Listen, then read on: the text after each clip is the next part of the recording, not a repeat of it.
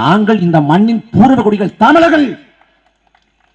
இந்த பிரித்தாளர் சூழ்ச்சி, இந்த மத கலவரத்தை ஏற்படுத்தி நாட்டை துண்டாடலாங்க நினைப்ப வேற எங்கேயோ வச்சுக்க. ஆளுநர் ஆர் என் ரவி இப்ப என்ன சொல்றாரு, நீங்க தமிழகம்னு சொல்லுங்க, தமிழ்நாடுன்னு சொல்லாதீங்க அப்படின்னு. இது எங்கள் நிலம், எங்கள் மண், எங்கள் நாடு. நாங்க எவ்வாறு நாங்க முடிவு பண்ணிக்கிறோம். பஞ்சம் படைக்க வந்த பரதேசிகள் வந்தீங்களா, தின்னீங்களா, போயிட்டே இருக்கணும். இங்க யோசிச்சு பாருங்க, பிரதமர் இருக்காரு, மக்களா தெரிவு செய்யப்பட்டவர், அவருக்கு இங்க இல்லம் தான், வீடு தான். முதலமைச்சர் இருக்காரு, அவருக்கு இல்லம் தான், வீடு தான் ஒதுக்கீடு செய்யப்படுது அரசால. ஆனா எந்த வேலையும் செய்யாம தெண்ட சொர்த்துட்டு இருக்காங்க. ஆளுநர் அவ்வளவு பெரிய மாளிகை, அவ்வளவு பெரிய மாளிகை வச்சுக்கிட்டு தின்னுட்டு சும்மா இருக்க முடியல. கொழுப்படுத்து ஏதாவது சொல்லி தர்றது. இங்க ஒரு இருக்காரு பாருங்க, முதலமைச்சர் பேர்ல நல்ல மண் குதிரையை உட்கார வச்சிருக்காங்க. இந்த இலை வீட்டுக்கு போனீங்கன்னா பணம் மட்டும் அப்படியே கிடக்கும், சுத்தி இருக்க பூரா ஒப்பாரி வைப்பான். அந்த மாதிரி முதலமைச்சர் பேசுறது இல்ல, சுத்தி இருக்க பேசுறான். ஐயோ அப்பப்பா, இவ்வளவு பெரிய பயங்கரவாதி தெரியுமா, பயங்கரமான ஆள் தெரியுமா, அவரு கருணாநிதி விட ஆபத்தானவங்க. என்னடா கதை சொல்றீங்க, என்ன கதை சொல்றீங்க? பக்கத்தில் இருக்கிற மாநிலம் தெலுங்கானா, அவர் கோட்பாட்டு ரீதியாக மோடி எதிர்க்கல, அரசியல் ரீதியாக மோடி எதிர்க்கிறார். என்ன சண்டை போறா தெரியுமா? மோடி தெலுங்கானாக்குள்ள வந்தா அவரை மதிக்காம கிளம்பி போறாரு, எனக்கு வேலை இருக்க வெளில போறேன்னு. ஆனா நீ என்ன பண்ற, கொடையில கூட கருப்பா பிடிச்ச கூடாது, மோடிக்கு பிடிக்காது. அப்ப என்ன பண்ணலாம், கருப்பு கூட தான் இருக்கு அப்படின்னா பெயிண்ட் அடிச்சாவது வாங்கிக்குவாங்க, வெள்ளை பெயிண்ட் வச்சு. இது என்ன பாஜக எதிர்ப்பு? ஆளுநரை நாங்க மிரட்டிட்டோம். என்னன்னு கேட்டா, அவர் வந்தாரு ஆளுநர், திராவிட நாடுன்னு பாட்டு போட்டோம், உடனே திகழ்ச்சிட்டாருங்கிறான். அவருக்கு தமிழே புரியாதா கர்மம். கொக்கன்று நினைத்தாயோ கொங்கணமா நான் கவியை வெடிச்சோம் முறை சொல்லில. அவர் பதறி போய் போன போட்டாரு. தமிழ் படிச்சதுக்கே ஒன்றும் புரியாது, ஏன்னா நான் ஏன்டா கொக்குன்னு நினைக்க போறேன். என்னென்ன கதை சொல்றாங்க பாருங்க. ஆளுநர் ராஜ்யம், ஆளுநர் பூஜ்யம், ஸ்டாலின் ராஜ்யம். ஆளுநர் பாஜக தடாடி, ஸ்டாலின் அதிரடி, அடித்தார் கிள்ளி, அதர்ந்தது டெல்லி. இப்படிதாங்க சொல்றாங்க. இந்த ஆட்சியை நல்லாட்சிங்க, இதை விட கொடுமை என்ன இருக்கு? திமுக ஆட்சி நல்லாட்சியா? என்ன நல்லாட்சி? கருணாநிதி வாழ்ந்தாரு, ஸ்டாலின் வாழ்ந்து கொண்டிருக்காரு, உதயநிதி வாழ்றாரு, என்பதையும் நீங்க சொல்ல தேவையில்லை. இது நாட்டு மக்களுக்கு நல்லாட்சியா? ஒரு குடும்பம் ஆதிக்கம் செய்கிறது. மன்னராட்சி முறைக்கும் மக்களாட்சி முறைக்குமான அடிப்படை மாறுபாடு. ஒரே குடும்பம் ஆதிக்கம் செஞ்சா, அதிகாரம் செஞ்சா அது மன்னராட்சி. அதிகாரம் பரவலாக்கப்பட்டு சாமானியன் ஒருவன் அதிகாரத்துக்கு போக முடியுங்கிற நிலைதான் மக்களாட்சி. ஆனா என்ன, கருணாநிதி குடும்பமே ஆதிக்கம் செய்யும். உதயநிதி முதலமைச்சர் ஆக்கணுங்கிறான். ஒருத்த உதயநிதியை முதலமைச்சர் ஆக்கணும் சொல்லிட்டு மதுரையிலேருந்து தொடங்கி சபரிமலைக்கு நடைபெறும் போறானா. இப்ப நான் என்ன இருக்கிறேன், உன் வேண்டு தலைவரை வாழ்த்து சொல்றேன். நீ உதயநிதி முதலமைச்சர் ஆகணும் வேண்டு, ஸ்டாலின் என்னவாகணும் மட்டும் சொல்லு. என்னவாகணும் விரும்புற? இல்ல இடைத்தேர்தல் ஏதாவது விருப்பப்படுறியா, வரணும் விருப்பப்படுறியா? எவ்வளவு பெரிய ஐயோத்தனும். நீ வழக்கு போடுற மட்டும் அவன் மேல வழக்கு போடணும், அதுக்கு துப்பு இல்ல. ஸ்டாலின் ரோசப்பட்டாரு, கோவப்பட்டாரு. என்ன ரோசப்பட்டு கோவப்பட்டு கிழிச்சிங்க? ஆளுநர் இந்த அடாவடித்தனம் பண்றதுக்கு காரணமே முதலமைச்சரோட முதுகெலும்பு இல்லாத தனம் தான். வேற என்ன இருக்குது? அதிமுக ஆட்சி காலத்தில் மதுபான கடை திறக்கப்பட்ட போராடினாங்க. இன்னைக்கு திமுக ஆட்சி காலத்தில் டாஸ்மாக் என்ன வைக்கிறாங்க? இது பஞ்சாமிரம் வைக்கிறானா, இல்ல லட்டு தான் வச்சுட்டு இருக்கானா? ஏன் போடுறத? அதிமுக ஆட்சி காலத்தில் மதுபான கடை திறக்கப்பட்ட போது போராடிய பெருமக்கள். திமுக ஆட்சி காலத்தில் மதுபான கடை திறக்கப்பட்ட வாய் திறக்கிறது இல்ல. அன்னைக்கு 8 வழிச்சாலை இதே ஸ்டாலின் போராட்டம் செய்வதாக அறிவித்தார். ஆனா அதே 8 வழிச்சாலை நிறைவேற்றப்பட போகுது.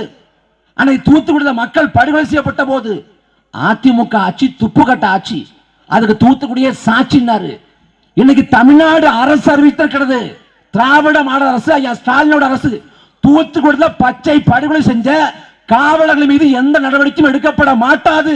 தங்கை ஸ்டாலினை தொண்டக்குழியை சுட்டு அவளை படுகொலை செய்த காவலர் உள்ளிட்ட யாரு மீதும் எந்த நடவடிக்கையும் இல்லை என்று அறிவித்திருக்கிறது இந்த அரசு. இந்த மானங்கிட்ட கேடுகிட்ட ஈனங்கிட்ட அரசு.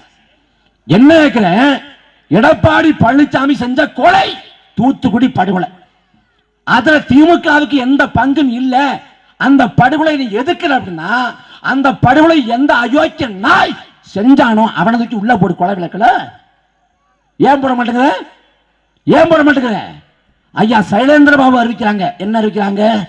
நெல்லை தூத்துக்குடி பக்கம் யாராவது காவல்துறை மேல கை வச்சாங்கன்னா சுட்டுங்க. என்ன தோசை சுட போறீங்களா? என்ன சொல்ல போறீங்க? சென்னை விருகம்பாக்கத்தில் ஒரு பெண் பிள்ளை, காவல்துறை ஒரு பெண் பிள்ளை, அந்த பெண் பிள்ளை மீது பாலை சுண்டலை செய்யறான். 2 திமுக அயோக்கிய நாய். அவனை கைது பண்ணி உள்ள போட முடிஞ்சவனால கைது பண்ணி உள்ள போடலங்க. கைது பண்ணி உள்ள போடல, போலீஸ் ஸ்டேஷன்ல வச்சு பஞ்சாயத்து பண்றாங்க. அவர் எப்படி தெரியுமில்ல, இந்த மைனர் கொஞ்சம் காமிக்கிறோம்ல அந்த மாதிரி பேசி அனுப்பிவிட்டாங்க. ஆனா சாமானிய ஒருவன் என்றால் இந்த அரசு இந்த காவல்துறை கையை ஒடுக்குது. பாத்ரூம் வலிச்சு விழுந்தாங்களாம். எவ்வளவு பெரிய அயோக்கியத்தனம்! எவன் கேட்க நாதியற்றவனோ எவன் அதிகாரமற்றவனோ அவன் கையை ஒடிக்கிற நீ திமுக கையை ஒடிப்பியா? ஒடிப்பதற்கு திராணி இருக்கா? தெம்பு இருக்கா? வீரம் இருக்கா உனக்கு? பாத்ரூம்ல வலிச்சு விழுந்தாங்களாம். எனக்கு புரியல. அந்த பாத்ரூம் தினந்தோறும் பயன்படுத்துற போலீஸ் வலிச்சு விழுறது இல்ல. ஒரே ஒரு நாள் வந்துட்டு போறான், வலிச்சு விழுந்துறான். ஒரு தடவை இந்த சைலேந்திர பாபு ஐயாவும் போய் பார்த்து வரட்டும், வலிச்சு விழுறான்னு பார்ப்போம். ஏன் இந்த அதிகார திமிரு? போராட்டம் செய்யணும் அவனை ஒடுக்கிறது. அப்ப அதிமுகவுக்கும் திமுகவுக்கும் என்ன வித்தியாசம்? ஒரு வித்தியாசம் இல்ல. நாம் நம்பிக்கொண்டிருக்கோம், இந்த கூமுட்டைகளை நம்பிக்கொண்டு வாக்களை கொடுத்துக்கிட்டு இருக்கோம். என் அன்பான மக்களே, இந்த நாடு ஜனநாயக நாடு தான். ஆனா ஜனநாயக நாட்டில் இருக்கக்கூடிய கடைசி வாய்ப்பு வாக்கு தான். சாதாரண வாக்குரிமையை முதல் தேர்தலில் எல்லாருக்கெல்லாம் வாக்குரிமை கிடைக்க பெறல. ஆனா எவன் பணக்காரனோ எவன் செல்வந்தனோ எவன் பட்டதாரியோ எவன் படிச்சவனோ அவனுக்கு மட்டும்தான் வாக்குரிமை. அப்புறம் எல்லாரும் போராட்டம் செஞ்சு அதன் விளைவாக எல்லோருக்கும் வாக்குரிமைங்கிற உரிமை கிடைக்கப்பட்டது. அந்த வாக்குரிமையை நமக்கு சரியா பயன்படுத்த தெரியல. 2000 4000 காசு தான் சொல்லிட்டு காசை வாங்கிட்டு ஓட்ட போடுறோம். ஒரு கதை உண்டு, கழுத கதை. கழுதிட்ட போய் 50 ரூபா பணத்தை கொடுத்தோம்னா அந்த கழுதை தின்றோம். அந்த கழுதைக்கு தெரியாது 50 ரூபா பணத்தை வச்சு 5 குறுக்கு பேப்பர் வாங்கி 5 நாள் திங்கலாம்னு. அதுபோல 2000 4000 காசு கொடுப்பான். ஒரு வாரம் 10 நாள் சந்தோஷமா இருப்பேன், 5 வருஷம் கஷ்டப்படுவேன். அப்புறம் குத்ததையே கொடைதானா ஒன்றும் செய்ய முடியாது. வாய்ப்பு ஒண்ணு, தேர்தல்ல நீ விழிப்போடிடு. கண்ட கண்ட நாய் பைகளுக்கெல்லாம் வாக்கு செலுத்தக்கூடாது. இந்த இனம் எப்பேற்பட்ட இனம்? இதே புலிக்கொடியை சுமந்து சென்று இந்த இந்தியா, இலங்கை, பர்மா, மாலத்தீவு, Singapore, Malaysia, Thailand, Vietnam, Cambodia என்று உலகின் பல்வேறு நாடுகளை வென்றுவிட்டு உலகம் முழுக்க கடன் செலுத்தி மிகப்பெரிய சாம்ராஜ்யத்தை கட்டி எழுப்பிய ராஜராஜ சோழன் வாழ்ந்த நிலம் இந்த நிலம். நம் பாட்டன் சேரன் செங்குட்டுவன் இமயத்தின் மீது படையெடுத்து இமயத்தின் மீது கொடியேற்றினான். நம் பாட்டன் கரிகால் பெருவள சோழன் 1000 ஆண்டுக்கு முன்பாக செங்கலகளை வென்றுவிட்டு அகதியாக பிடித்து வந்து அதன் மூலமாக கல்லணை கட்டினான்.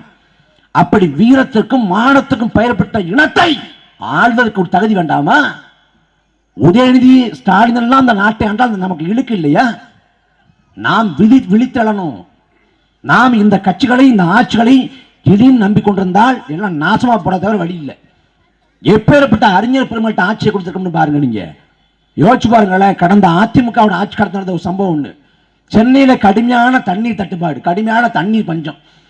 குடிக்க தண்ணி இல்லாத மட்டும் தாண்டி குளிக்கவும் தண்ணி இல்லை. உணவகத்தை மூடுறான், ஐடி பார்க்கெல்லாம் மூடிடுறான். அப்ப தமிழ்நாடு அமைச்சரவை ஐயா செல்லூர் ராஜு போன்ற அறிஞர் பெருமக்கள் தலைமையில கூடி முன்னெடுக்கிறாங்க. என்ன பண்ணலாம், ஏதாவது பண்ணி சமாளிக்கணுமே. உடனடியாக மழை பொழிஞ்சாதான் இந்த சூழலை சமாளிக்க முடியும். அப்ப என்ன பண்ணிடலாம், மழையே பெய்ய வச்சிடலாம். அது எப்படிங்க முடியும்? சீனா போன்ற நாடுகளில் பல கோடிகளை செலவு பண்ணி அவங்க தண்ணியை மழையை பெய்ய வைக்கிறாங்க, செயற்கை மழையை. அவ்வளவு தொழில்நுட்பம் இங்கே இல்லையே அப்படின்னு கேட்டா அதை விட குறைவான லோ பட்ஜெட்ல ஒரு நமக்கு வாய்ப்பு இருக்குங்கிறாங்க. என்னடா வாய்ப்பு அப்படின்னா, வீடு உட்காந்து இல்ல கோயிலுக்கு உட்காந்து யாகம் வளர்க்கலாம். யாகம் வளர்த்தோம்னா மழை பெஞ்சிடும். மழை வந்தா தண்ணீர் தட்டுப்பாட போக்கலாம்ங்கிறான். யாகம் வளர்த்து மழை பெய்ய வைக்க முடியும்னா ஏன்டா நாட்டில் பாலைவனம் இருக்கு? பாலைவனத்தை சாமியாரே இல்லையா? ஏன் துபாய், கத்தார், ஓமன் எல்லாம் மழைக்காலமே இல்லாம வறட்சியா இருக்குங்க?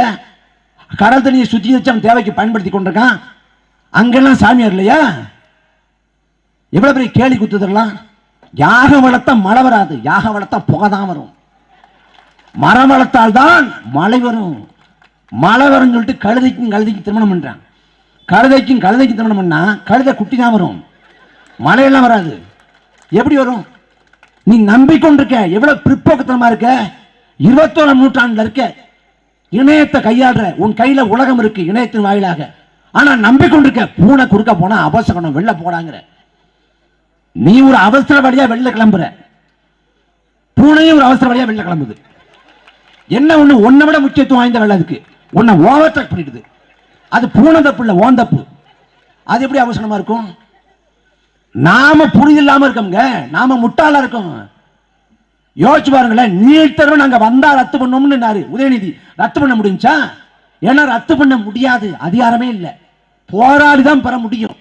ஆனா என்ன சொன்னாரு, யாருக்கு மானம் இருக்கோ, யாருக்கு சூடு இருக்கோ, யாருக்கு சோழன் இருக்கோ அவங்களாதான் நீட் தேர்வு ரத்து பண்ண முடியும். அப்பயே சுதாரிச்சு இந்த குடும்பத்துக்கு அது கிடையாது, போய் வேற வேலையை பார்க்க முடிவு பண்ணிக்கணும். நம்பி வாக்கு செலுத்தணும், முடிஞ்சு போச்சு. இன்னைக்கு நீட் தேர்வால பிள்ளைகள் இறந்து போகுது. திமுக பேசுதா? திமுக போராடுதா? அதிமுக ஆட்சி காலத்துல தங்கச்சி அனிதா உள்ளிட்ட பிள்ளைகள் இறந்து போனப்ப அன்னைக்கு ஐயா ஸ்டாலின் கடுமையா பேசினாங்க. எடப்பாடி இதை வச்சு அரசியல் பண்ணாதீங்க. உடனே இவர் ஐயா ஸ்டாலின் அரசியல் பண்ணாம அவியலா பண்ண முடியும்? இப்ப இவர் அரசியல் பண்ணாதீங்க, அவரு நாங்க அவியலா பண்ண முடியும். கொரோனா காலத்தில் மதுபான கடை திறக்கப்படுது. எடப்பாடி பழனிசாமி ஆட்சி காலத்தில் திறக்கப்பட்ட உடனே ஐயா ஸ்டாலின் வீட்டு வாசல கருப்பு கொடி ஏந்தி கருப்புடை தெரிவித்து போராடுறாங்க. இப்ப இவங்க ஆட்சி காலத்தில் மதுபான கடை திறக்கப்பட்டப்ப ஐயா ஓபிஎஸ் நீங்க மதுபான கடையை மூடலாமே, இந்த கவுண்டர்